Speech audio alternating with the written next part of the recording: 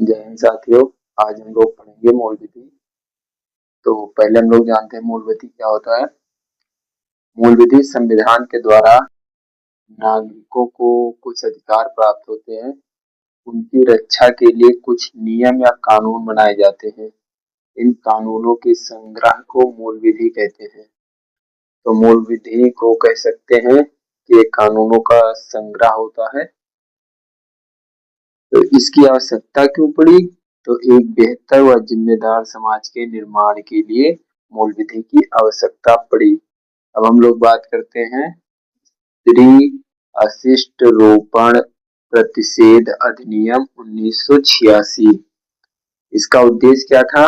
समाज में महिलाओं को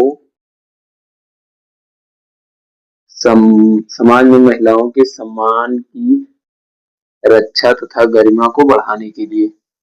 तो स्त्री अशिष्ट रोपण प्रतिषेध अधिनियम का जो उद्देश्य था वो समाज में महिलाओं के प्रति जो सम्मान था उसकी रक्षा तथा गरिमा को बढ़ाने के लिए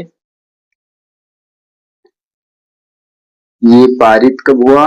23 दिसंबर 1986 को यह अधिनियम पारित हुआ तथा लागू कब हुआ? 2 अक्टूबर 1987 को लागू हुआ। इसमें कुल 10 धाराएं हैं। बात करते हैं पहली धारा की। पहली धारा में बात किया गया है कि इसका संक्षिप्त नाम क्या है, इसका विस्तार क्या है और इसका प्रारंभ क्या है। तो इसका संक्षिप्त नाम क्या है? स्त्री अशिष्ट रोपण प्रतिषेध अधिनियम 1986। इसका विस्तार जो है संपूर्ण भारत में है, संपूर्ण भारत में।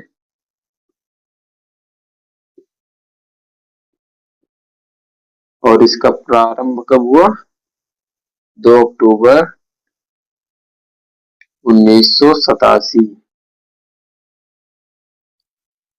अब बात करते हैं धारा 2। धारा 2 में विभिन्न प्रकार की परिभाषाओं का वर्णन है। 2 के काम में बात किया गया है विज्ञापन। विज्ञापन क्या होता है? तो विज्ञापन किसी भी माध्यम द्वारा लोगों तक जानकारी पहुंचाना क्या होता है? विज्ञापन कहलाता है, चाहे वो प्रत्यक्ष रूप से चाहे अप्रत्यक्ष रूप से। अब इसके बाद 2 के खा, 2 का खा में वितरण की बात की गई है। वितरण मतलब बांटना, किसी भी सामग्री को बांटना जो स्त्री अशिष्ट रोपण प्रतिषेध अधिनियम का उल्लंघन करता है, चाहे वह निःशुल्क हो या शुल्क रहित हो, चाहे वह निःशुल्क हो या उसका कोई शुल्क हो। 2 गा, 2 के गा में स्त्री अशिष्ट रोपण की परिभाषा दी गई है। इसके अनुसार स्त्री के रूप, रंग, अंग, आकृति को इस प्रकार दिखाया जाए कि वह अशिष्ट हो, निंदनीय हो या स्त्रियों के लिए अपमानजनक हो। बात करते हैं 2 के घा। 2 का घा में लेबल की बात की गई है। किसी पैकेज पर दिखाई या चिपकाई गई छवि लेबल कहलाती है। किसी पैकेज पर दिखाई या चिपकाई गई छवि लेबल कहलाती है। अब बात करते हैं धारा 3 की।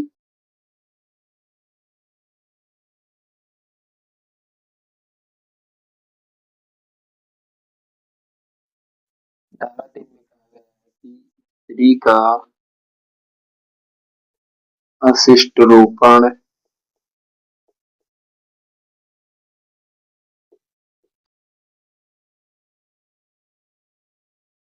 करने वाले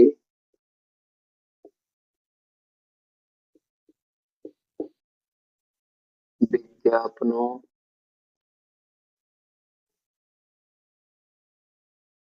विज्ञापनों पर रोक या प्रतिबंध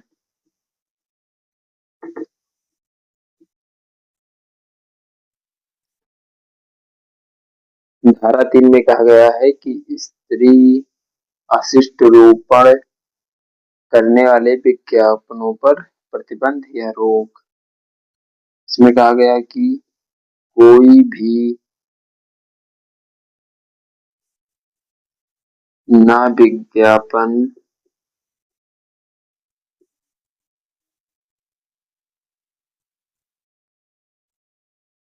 बनवाएगा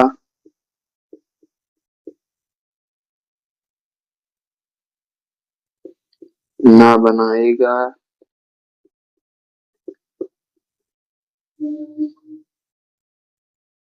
ना प्रकाशित करेगा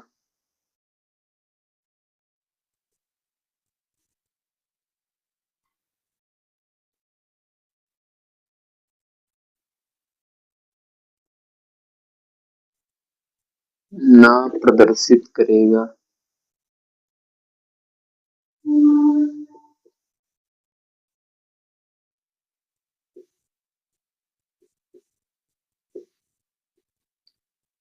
तो धारा 3 में कहा गया कि स्त्री का अशिष्ट रोपण करने वाले विज्ञापनों पर रोक।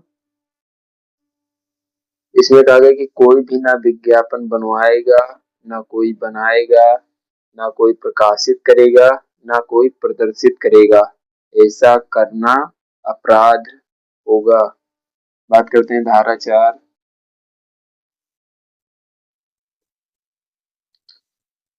इसमें कहा गया पुस्तक व पुस्तिकाओं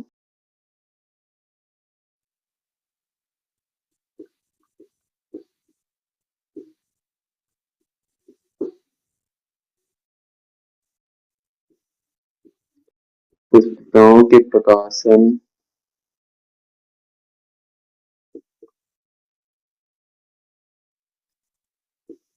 व डाक द्वारा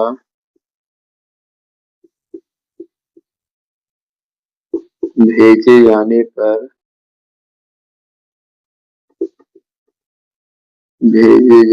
पर रोक।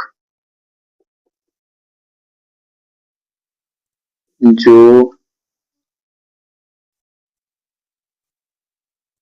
महिलाओं का अशिष्ट रोपण करते हों।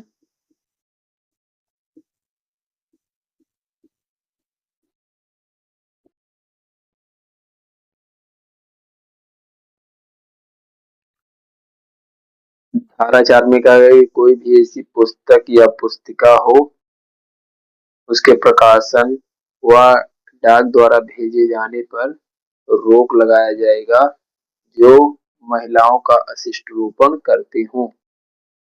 बात करते हैं धारा 5।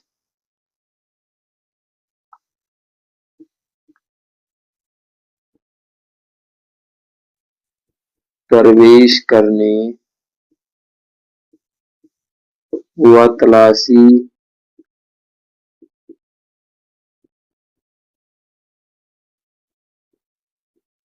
लेने की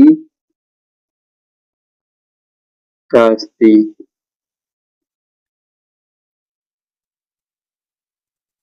इसमें एक बात कही गई कि जो लोकहित में हो, लोकहित में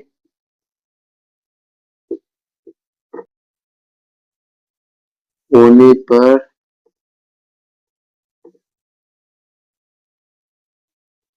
पर छूट। जैसे शिक्षा व पुरातत्व विभाग हुआ, जैसे शिक्षा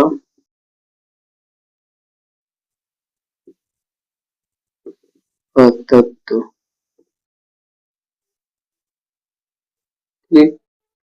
तो धारा 5 में कहा गया प्रवेश करने व तलाशी लेने की शास्ति।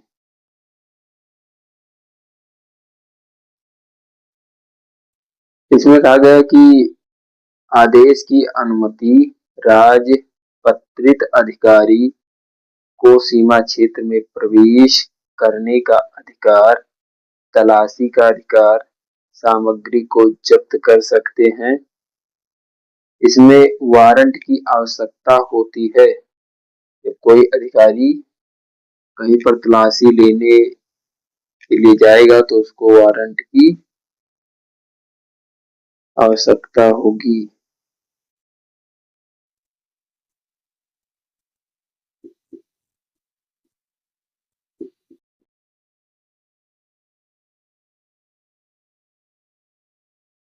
धारा 6 सजा तथा शास्ति।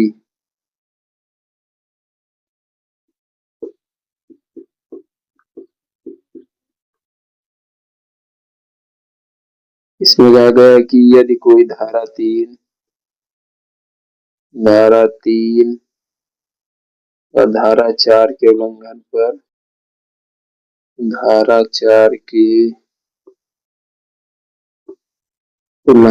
पर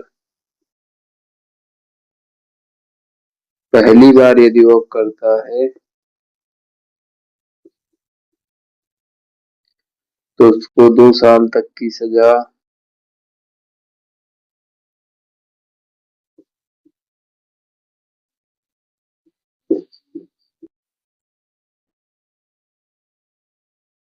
2 साल तक की सजा या 2,000 रुपए तक जुर्माना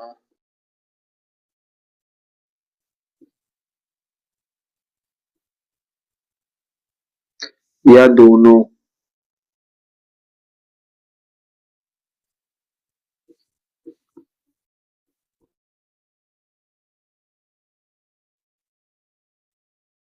अगर वो दोबारा करता है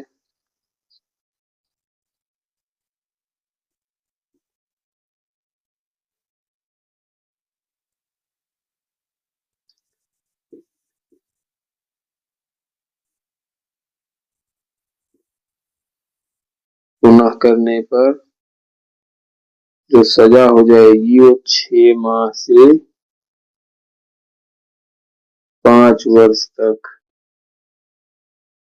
जुर्माना जो है 10,000 से 1 लाख तक या दोनों। धारा 6 में इस सजा तो धारा 6 में सजा तथा शास्ति का वर्णन किया गया है।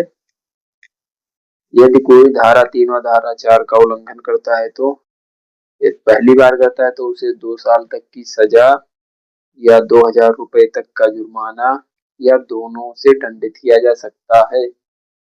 यदि वो पुनः करता है तो उसे 6 माह से 5 वर्ष तक की सजा या 10,000 से 1 लाख तक जुर्माना या दोनों से दंडित किया जा सकता है।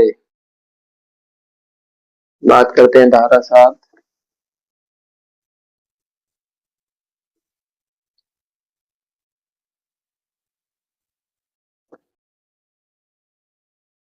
कंपनियों द्वारा अपराध।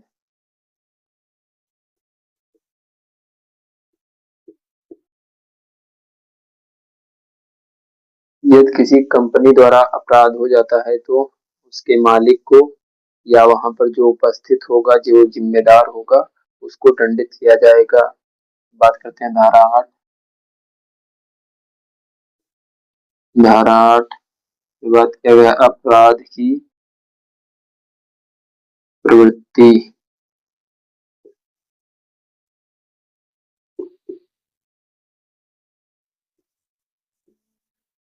ये संज्ञेय अपराध होता है।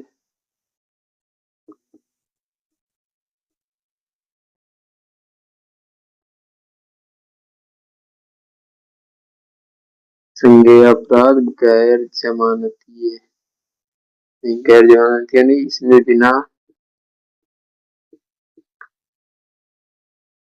इसमें बिना वारंट के गिरफ्तार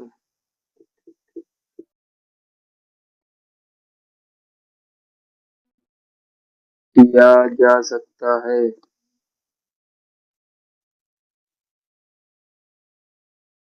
ये जमानती होता है।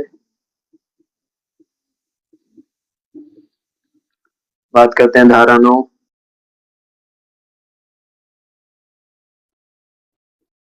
यदि सरकार द्वारा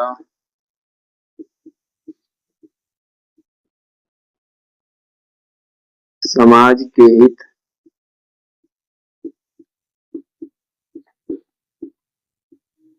में सद्भावनापूर्ण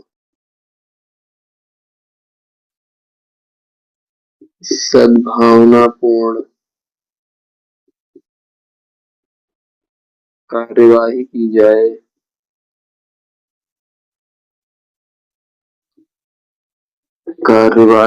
जाए तो कोई वाद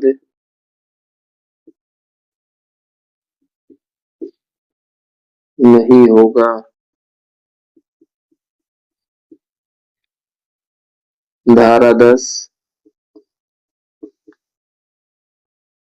कानून बनाने की शक्ति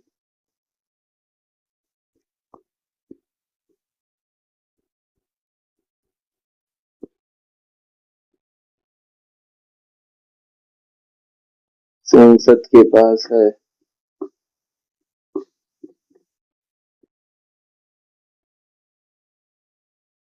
तो धारा 8 में अपराध की प्रवृत्ति की बात की गई है। ये संज्ञेय अपराध होता है, इसमें पुलिस बिना वारंट के गिरफ्तार कर सकती है। ये जमानतीय होता है। धारा 9 में कहा गया, यदि सरकार द्वारा समाज के हित में सद्भावनापूर्ण कार्यवाही की जाए तो कोई वाद नहीं होगा। धारा 10 में कानून बनाने की शक्ति संसद के पास है, इसकी बात की गई। अगर वीडियो अच्छी लगी हो तो वीडियो को लाइक कीजिए, शेयर कीजिए और चैनल पर नए हो तो चैनल को सब्सक्राइब जरूर कीजिए। मिलते हैं अगले वीडियो में, बात करेंगे अगले अधिनियम की। जय हिंद।